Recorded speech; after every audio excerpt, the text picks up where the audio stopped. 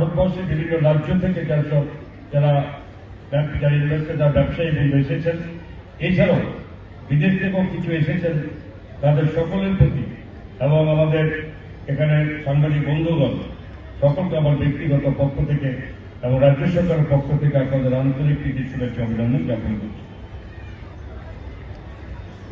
প্রত্যেকবারই এই শিল্প বাণিজ্য মেলা হয়,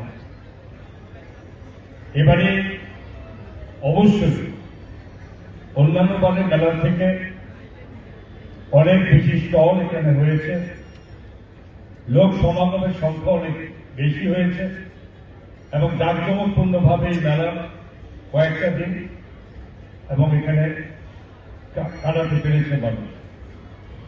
ব্যবসা বাণিজ্য বিক্রির দিক দিয়েও এখানে চেয়ারম্যান সাহেবের কথা হচ্ছিল যে আজকে পর্যন্ত মোটামুটি ভাবে এবং লাস্টে তার হিসাব হবে তার 5 কোটি টাকারও বেশি যেখানে বিক্রি হয়েছে, যা অন্যান্য বছরের তুলনায় অনেক বেশি।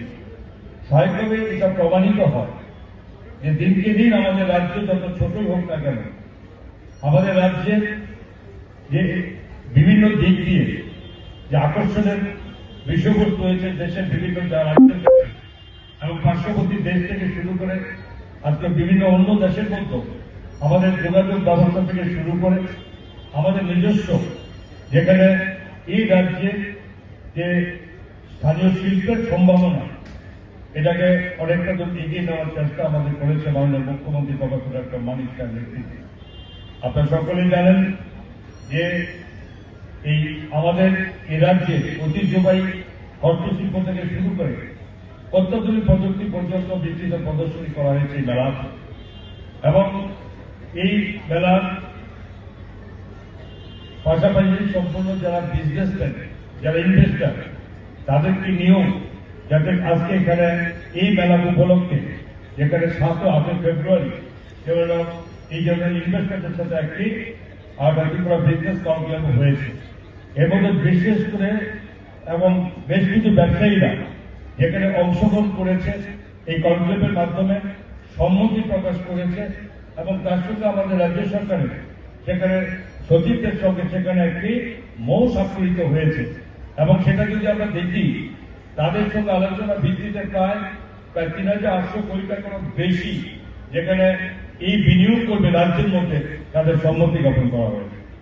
আজকে রাজ্যের এখানে আমাদের ভুজনগরে যেখানে ইন্ডাস্ট্রিয়াল এস্টেট এখানে হয়েছে, আপনার সকলে অবগতির জন্য জানাচ্ছি আমরা যাতে বহু ইনভেস্টার যেখানে আগ্রহ প্রকাশ করছে এখানে নতুন নতুন ব্যবসা বাণিজ্য নতুন ইন্ডাস্ট্রি খোলার জন্য এবং সেটা শুধুমাত্র মুখের কথা বলে চলবে না, এখানে বিভিন্নভাবে সরলীকরণ করার জন্য বিজনেস যাতে সকলে অংশগ্রহণ করতে পারে এবং এর জন্য কৌশলগতভাবে এবং এটা একটা নতুন নতুন ভাবে যেখানে আমাদের যে সমস্ত পরিবর্তন করা দরকার ছিল আগে 2020 যে এখানে তার মধ্যে অনেক পরিবর্তন করার রাস্তা আমরা দিয়েছি এবং তার মধ্যে সমস্ত বিজনেসম্যান যারা ইনভেস্টার থাকবেন তারা আমাদের কাছে অংশগ্রহণ করতে পারেন, কারণ কিছু মুনাফা না থাকে যদি সরলীকরণ না থাকে ইজি এই বিজনেস বোর্ড যদি না থাকে তাহলে কিন্তু সেখানে ইনভেস্টাররা আসতে চাইছেন না।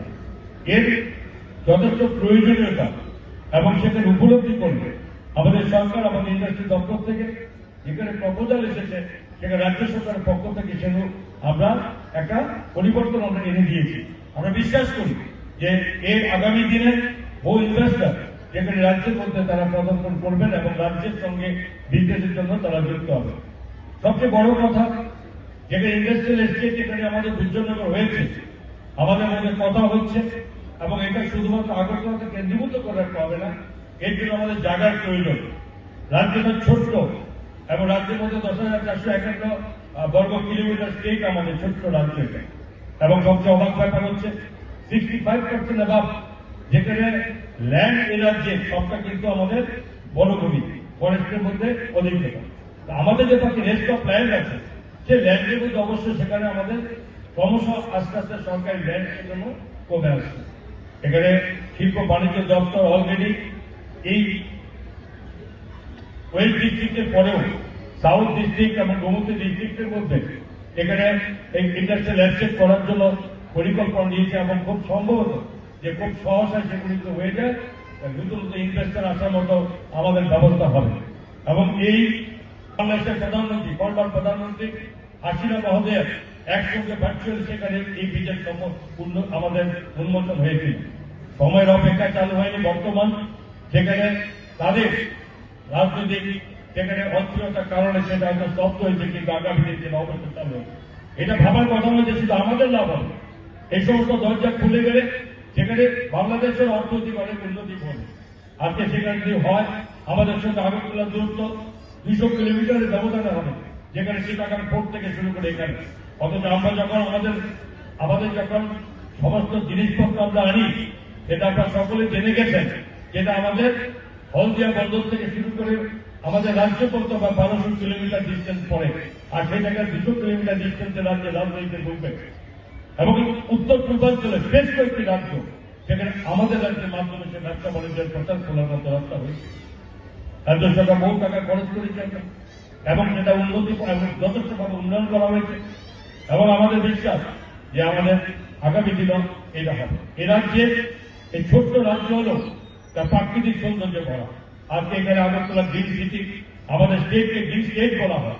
বিভিন্ন সময় কিছুদিন আগে সিক্সটিন ফিনান্স কমিশনের যারা এসেছিলেন তারা এক শব্দে বলেছেন যে ত্রিপুরাতে আপনার প্রথম আশা, চেয়ারম্যান সাহেব বলেছিলেন যে এটা এত সুন্দর, এই স্টেট এত সুন্দরভাবে ন্যাচারাল যেখানে আবহাওয়া, সেটা কিন্তু অন্য কোনো স্টেটে পাওয়া যায় না।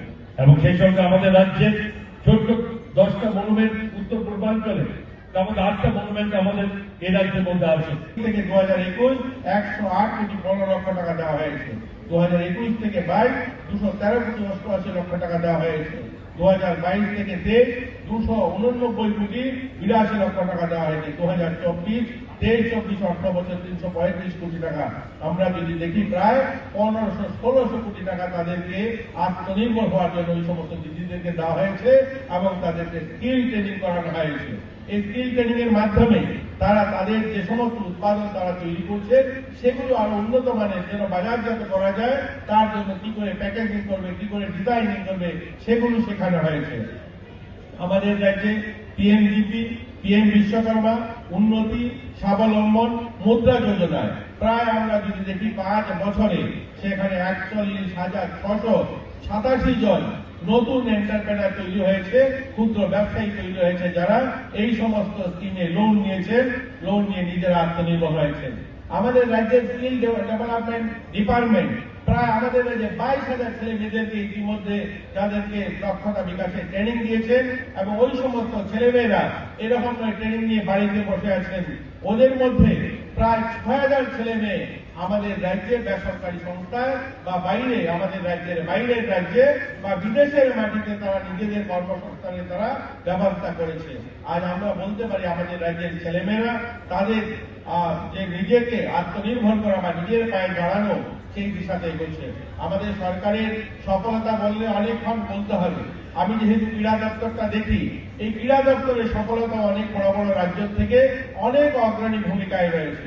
গত 2 বছরে আন্ডার 19 অর্থাৎ স্কুল স্তরে যে সমস্ত খেলাধুলা হয়, জাতীয় স্তরে যে সমস্ত খেলাধুলা আয়োজন করা হয়েছে, সেই সমস্ত খেলাধুলায় বিভিন্ন রাজ্যে আমাদের ছেলেমেয়েরা 19টা গোল্ড, 19টা সিলভার এবং 30টা ব্রোঞ্জ মেডেল জিতেছে।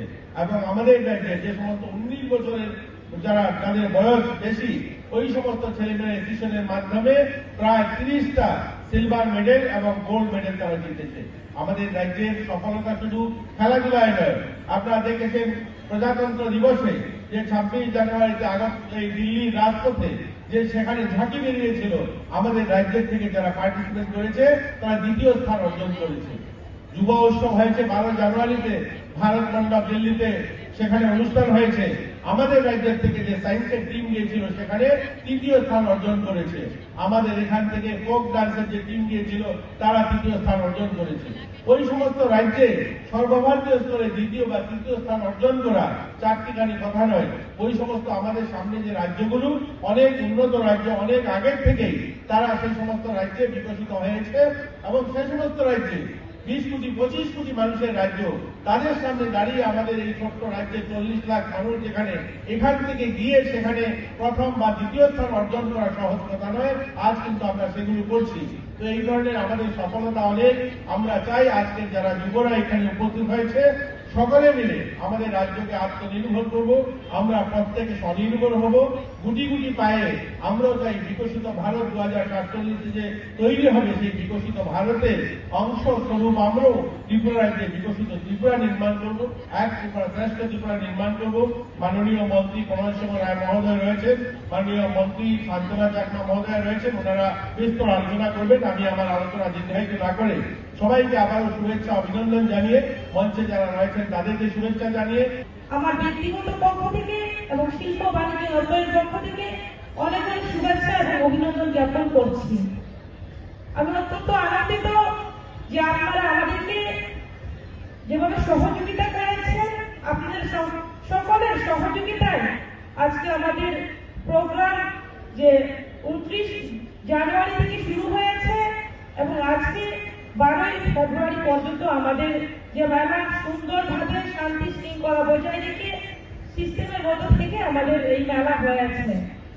আমরা জানি 35তম আমাদের এই শিল্প মেলা, তো আমাদের আজকে সমাপ্তি দিন। আগামী বছর আমরা আবারও এই শিল্প মেলাকে দেখতে পাবো। আমরা চাইবো আগামী দিনে আপনাদের সহযোগিতায় আরো যাতে সুন্দরভাবে আকর্ষণীয় ভাবে আমাদের মেলাকে আরো যাতে আয়োজন করতে পারি, সেই সহযোগিতা চাইবো। এবং আমি মনে করি যে আমাদের এই শিল্প মেলার পাশাপাশি আমরা যে ইনভেস্টর সম্মেলন করেছি, যে আমাদের একটাই লক্ষ্য যে আমাদের ত্রিপুরাকে এগিয়ে নিয়ে যাওয়া, ভারতকে এগিয়ে নিয়ে যাওয়া, সেই বিষয়তেই আমাদের মাননীয় প্রধানমন্ত্রী নরেন্দ্র মোদীজির নেতৃত্বে কেন্দ্র সরকার চলছে। পাশাপাশি আমাদের ত্রিপুরা রাজ্যের মাননীয় মুখ্যমন্ত্রী আমাদের প্রফেসর ডক্টর মানিক সাহের নেতৃত্বে ত্রিপুরা সরকার চলছে। একটাই লক্ষ্য আমাদের উন্নয়ন করা, এগিয়ে যাওয়া। তারই একটি পার্ট হিসেবে, অঙ্গ হিসেবে আমাদের যে ইন্ডাস্ট্রি ডিপার্টমেন্ট, এবং এই ডিপার্টমেন্টকে বাদ দিয়ে কোন একটা রাজ্য এগিয়ে যেতে পারে না। তার জন্য আমরা চাই শিল্প বাণিজ্যের ক্ষেত্রে আমাদের ত্রিপুরা রাজ্য আরো এগিয়ে যাক। এবং আমরা জানি যে আমাদের 7 এবং 8 ফেব্রুয়ারি 2 দিন ব্যাপী যে আমাদের বিজনেস কনক্লেভ 2025 আমাদের হয়েছিল, সেখানে আমরা দেখেছি 87 যে অনেকেই পার্টিসিপেন্ট যারা করেছেন, যে আমরা যে সেখানে মোট স্বাক্ষর করেছি, সেখানে আমরা ভাবতে পারিনি, আমরা ভেবেছিলাম মাত্র হয়তো 600 কোটি হতে পারে। সেখানে সেই জায়গায় দাঁড়িয়ে আমাদের 3700 পাশাপাশি আমাদের সেখানে মোট স্বাক্ষর হয়েছে। তো আমরা সেই দিকে আপনাদের সহযোগিতা নিয়ে আগামী দিনে আরো যাতে আমরা ত্রিপুরা রাজ্যে ইনভেস্টররা আমাদের ত্রিপুরা রাজ্যে ইনভেস্ট করেন, এবং আপনাদের সহযোগিতায় যাতে করে আমরা আরো ত্রিপুরাকে এগিয়ে নিয়ে যেতে পারি, সেই লক্ষ্যে আমরা সকলেই মিলে কাজ করব। কেননা একটা কাজ একা সম্ভব হয় না। যখন আমরা একত্রিতভাবে কাজ করি তাহলে সেই কাজ অতি দ্রুতভাবে সাকসেস করা যায়। তো আমি অনুরোধ রাখবো আপনারা আমাদেরকে সহযোগিতা করবেন, এবং বিশেষ করে এমএসএমই এর উপরে গুরুত্ব দেওয়া হয়েছে। আমরা দেখেছি যে ইদানিং যে আমাদের কেন্দ্রীয় বাজেট, সেখানে কিন্তু এমএসএমই এর উপর গুরুত্ব দেওয়া হয়েছে। আমরাও চাই ত্রিপুরা রাজ্যে এমএসএমই এর মাধ্যমে আমাদের যারা ইনভেস্টর যারা রয়েছে এবং যারা লোনের মাধ্যমে আরো এগিয়ে যেতে চায়, আত্মনির্ভর হতে চায়, সেই দিকে লক্ষ্য রেখে আমাদের ডিপার্টমেন্ট আরো কাজ করবে, এবং আমরা চাইবো ত্রিপুরাকে আত্মনির্ভর করার জন্য। তো এখানে আমাদের যেহেতু প্রধানমন্ত্রী রয়েছে, আমি আর বেশি কিছু বলবো না, এবং আপনাদের সহযোগিতা চাইবো। আগামী দিনে আপনাদের সহযোগিতা আমরা ত্রিপুরাকে এক ত্রিপুরা শ্রেষ্ঠ ত্রিপুরা করবো, এটুকু বলে আমার সংক্ষিপ্ত আলোচনা এখানে শেষ